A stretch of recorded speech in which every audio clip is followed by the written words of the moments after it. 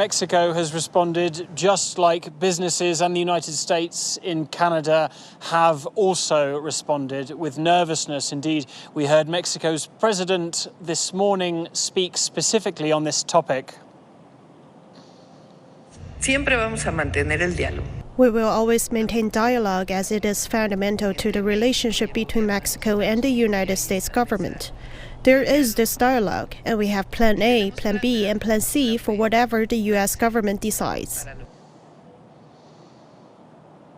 So just as in Canada with retaliatory tariffs, Mexico is threatening to do the same thing. And that is going to, of course, impact in the United States, particularly when it comes to agriculture. Mexico sends a great deal of vegetables and fruits to the United States. For example, avocado, 95% of all the avocados consumed in the United States come from Mexico. If those are now subject to 25% tariffs, well, that's going to mean ultimately that the price is going to rise for the end consumer. And amid this crisis around the cost of living in the United States at the moment, that is going to impact even more. Mexico's retaliatory tariffs of 25% are nevertheless a game which Mexico will probably end up not benefiting so much from. Given the sheer volumes of trade between these two countries, 80% of all of Mexico's international exports go to the United States market,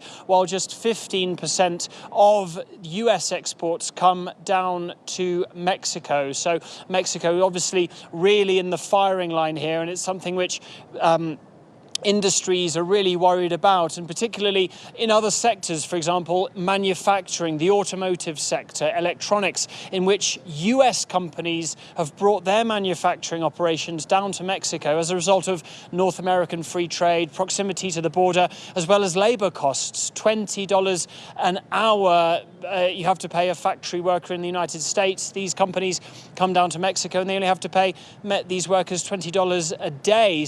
But that's Trump's whole strategy, to bring these companies back to manufacture in the United States with this movement of reshoring, as he calls it. Well, that's going to really impact in Mexico if these factories leave. For example, in the US border region, 60% of all the employment throughout that region is dependent on these US factories manufacturing on the Mexican side of the border for products going north towards the United States into North America. So if these jobs go away, that's going to mean huge unemployment problems for Mexico. So a lot of nervousness here, I can tell you.